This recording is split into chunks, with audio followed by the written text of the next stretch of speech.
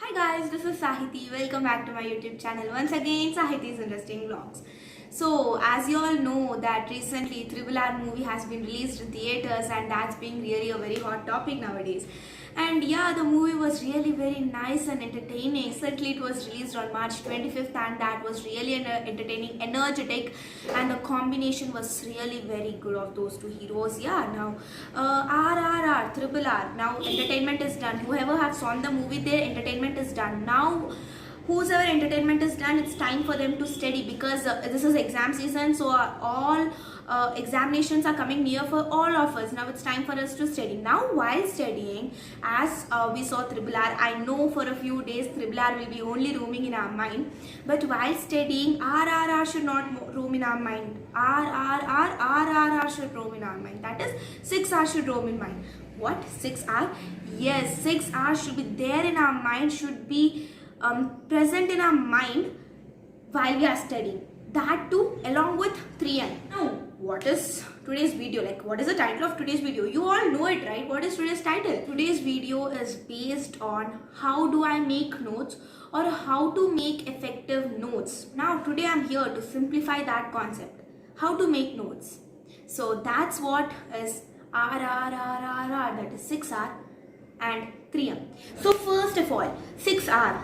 So it is nothing but read, refer, reread, recite, remember and reproduce. But don't think that I'm gonna end up this video in a such short way. So actually the 6R, I'll be explaining detailedly because my mom explained me detailedly. So first R is read. So first thing you need to do is read your NCERT textbook as much as possible. Read it at least 2 to 3 times because reading NCERT is the best way to score good grades in your board exams. Because in your board exams, nobody is gonna ask other textbook rather than NCERT, right? So read your NCERT as much as possible because there are a lot of chances of getting the questions in between of the lesson. So read it at least 2 to 3 times, underline and mark those important terminology and write down the meanings beside that only. As you have seen in my many videos, what I do is just underline that particular term or highlight the term with a marker or highlighter, and then I'll just write down the meaning of that term. What does it mean beside side of it only. I'm just not scribbling in my textbook, but I'm writing down the meaning of each and every term. So that will make me understand the concept more clearly. So that was about the first R. Now the next R is refer. Now reading NCERT is fine, but actually, apart from NCERT, if we refer some other books also, other resource books also, it will be really very useful for us to crack our board exams. Because in our board exams, if they'll ask 5 marks question, we should at least cover 10 to 12 or 15 points there. Now, what happens is that, in our NCERT, as we are all CBSE studying students, so in our NCERT, what happens is that a specialty of NCERT is that it just gives facts and questions. That's it. So the concept will be in a simplified format, and only the facts will be provided to us in NCERT. The rest over information we should only start researching, and then we should only learn that everything, and we should only write down in our answer sheet. So instead of NCERT, after reading NCERT, leave NCERT out for some time and just go through some other resource books, refer some other resource books which will be really very useful for you to write down at least 10 to 12 points in your answer sheet during board exams, right? So that will be really good. And now I have a few resource books to be shown for you guys so that you can also crack your 9th exams. If your still exams are going on, you can also crack your 9th exams very well.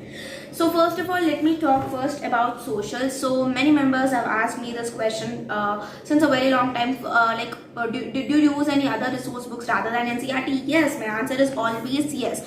I used a lot of textbooks rather than NCERT, and that's because there are a greater chances of getting questions from NCERT only, but the answers we need to write is from out of NCERT also. So for social, I have followed this social science Saraswati textbook, which really helped me a lot, which has a lot of test series and even a lot of questions, MCQs, objectives, and yeah, there will be detailed information about a particular topic, and this helped me really very great. Like, this helped me a lot. And for Hindi, I followed this Hindi Madhuban, which has really a lot of writing skills exercise, grammar exercises, and each and every chapter का summary भी है इसमें. तो this is really great, and grammar is a lot important.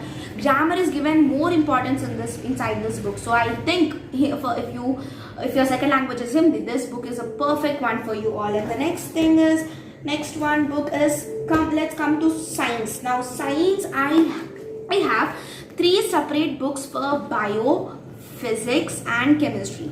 And do you know why is that so? It is because this is S-Chan. So what happens is that, now you may get a doubt, because S-Chan has a lot of information in it. There is a lot of information in it and concept is more important here. So what happens, what is the basic difference between NCERT and S-Chan is that NCERT is full of facts and questions, whereas S-Chan is full of concept and answers. So that's the basic difference. So in our S-Chan, there's a lot of information, and for each and every part of science, that is bio, chem, physics, there is at least this much banda book. So this is S-Chan, and this helped me really a lot, because there are a lot of questions here. Topic is in a elaborated form to make us understand it detailedly, and I solved every question of S-Chan in my notes, so I'll be showing that notes also. And maths, as you all know, R.D. Sharma, right? R.D. Sharma, kisko pata nahi yaar, itna bada R.D. Sharma. And you know what, in our 10th class when I bought the kit, what happened, I got 2 R.D. Sharmas. One is MCQs and one is same theoretical part and some other we should explain it detailedly. So that kind of book, and I was really like, what's this hell? Because see, there's no student I think who has completed R.D. Sharma, entire R.D. Sharma till the end, because this much big book who is gonna complete. And when I received 2 books, I was like, what? We are unable to complete this book only, and again one more book? Top, great, right? So these are the resource books which I used. Sorry for this mess. So these were the resource books which I used. I referred, after reading NCERT, I referred these books. The third point is like, so the first is read, second is refer, third is reread. Now rereading both, once again, resource book and NCERT, no, not at all. My intention is not that. I am saying you guys that first of all, when you read the NCERT and then resource book, once again you read NCERT, try to link NCERT with the resource books through which you have read. So try to link NCERT with the resource book which you have read, and write down the extra points which were given in your resource book. Write down those extra points into your NCERT textbook with the help of a pencil, or write it down in any other notebook which you feel comfortable, which helps you to elaborate your answers, and you are surely gonna get full out of full marks if you write those many points.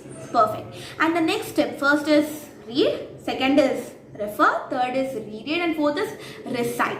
Recite is nothing but saying out whatever you have learned loudly. So say it out louder. किसको बताऊं यार? मुझे ही बता दो. Yeah. Tell to yourself, talk to yourself, or talk with your small brother if he's so interested in knowing what you have learned. And talk with your puppy. Sometimes it happens, right? So just teach someone, or just talk to yourself, explain the lesson to yourself, so that, because as per research, many members say that teaching helps you to remember the concept. That is fifth point is remember only. So this fourth and fifth point both are interlinked with each other. So if you follow your fourth point perfectly, then fifth point is not such a big topic for you all. So if you follow the fourth point clearly, fifth point is nothing so hard. So follow this technique, that is teach someone, or follow yourself, or teach yourself, or talk to yourself about that lesson. Fine. So this may help you to remember the concept. And as I said, what is the next point? Fifth point is remember the concept. Now sixth point, right? Yeah, sixth point and the last point, which is not the least point, it is reproduce. Reproduce is nothing but write down all the main points in a notebook, notes. Now what happens when you write? See, this writing of all the important points in a notebook and this 3M both are interlinked with each other.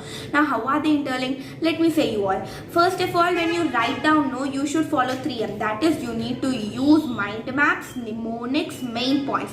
These 3 things should be included in your writing skills of writing in your notebook. Whatever you have written in your notebook, these 3 points must be included in that.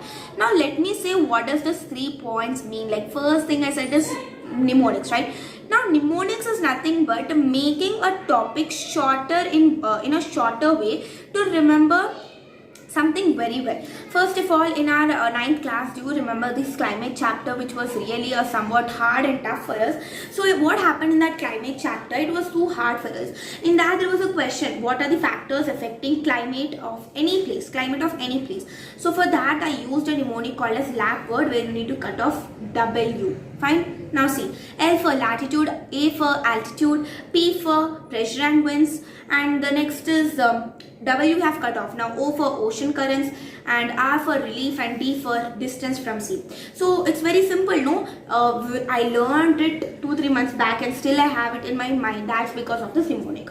And suppose if you want to remember all the Mughal emperors of Mughal Empire, now you just follow this mnemonic called as Bajna. That is B for Babur, H for Humayun, A for Akbar, J for Jahangir, N for Nawab Shah Jahan, and A for Aurangzeb. So just follow this Bajna technique to remember all the emperors, all the Mughal emperors of Mughal Empire.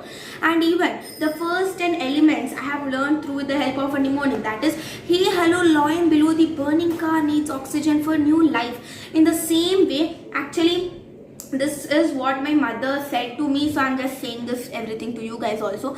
And apart from this, I have used so many mnemonics for this to learning my entire 118 elements, and 118 elements are still in my mind, so I use mnemonics in such a way to remember. Now I can't say all those many mnemonics to you guys because it's gonna be a great it would become a big video. Now let's move on to the mind maps. So what is the use of mind maps? See, the main purpose of using mind map is that it's very useful for your last minute revision. Now for the last minute tip, you should use mind maps, and that is really very useful. Now what is the main use for using mind maps is that it helps in your last minute revision. See, suppose there is only 10 minutes left for your examinations, and what happens is that you can't read the entire textbook once again. You need to go through the mind map, which makes the concept simpler for you guys already before only, and before the examination it will be helpful for the quick revision. So that is the next point. And the next is main points. See, main points should only be implemented in your notes book rather than copying and pasting the NCERT textbook directly into your notebook. There will be no difference between the NCERT textbook and notes. Okay, now whatever you have studied in your NCERT, if you have written in notes, now what is the difference between notes and NCERT? So whatever the main points you come across in your NCERT, just write down those main points in your notes so that you will remember the concept forever. Write those main points and just don't throw those books. Maybe that will be helpful for your juniors, or when you grow up also they may become the basics for you guys. So these are the 3 M's which you need to follow along with 6R. So if you follow these things together, that will be really a very good, you will be easily scoring good grades, you will be easily scoring good grades, and that is my guarantee. That's my mom's guarantee who suggested me, so I followed that and I really got a very great and good marks in my 9th. So I hope now, as I shared you, I hope you will all follow this too, and I hope that you guys are also gonna crack your exams very well. Now I'll be showing you my notes. Many times we get a doubt like, what are the materials which you use for making notes? The question may be like, answer may be like, oh, I use so and so item, so and so item, so and so, but there's nothing like that.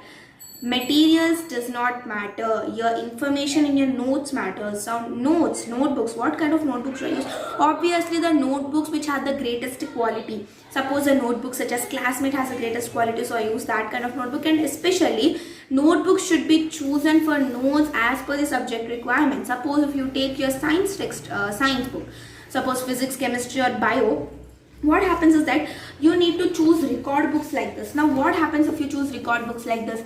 See, in your record books you will have something like this, a white page and a single rule book. Now as you can see, this is chemistry. What you can do, you can draw the diagrams here and write down the main points related to the diagram here. And even for the physics also I have did the same thing. Write down the same thing happens. Write down the important points here, draw the diagrams here. This will be really very useful. So what I'm saying is that choose the notebooks as per the subject requirement, and highlighters are the second main thing. Highlighters are really very important because not only they make the books look aesthetic in nature, but also helps in the last minute revision. If you feel that notes taking, my god, that's a big process, then better while you're reading, whenever you get important points, you just highlight so that you can only read those highlighted points before one day of your examination.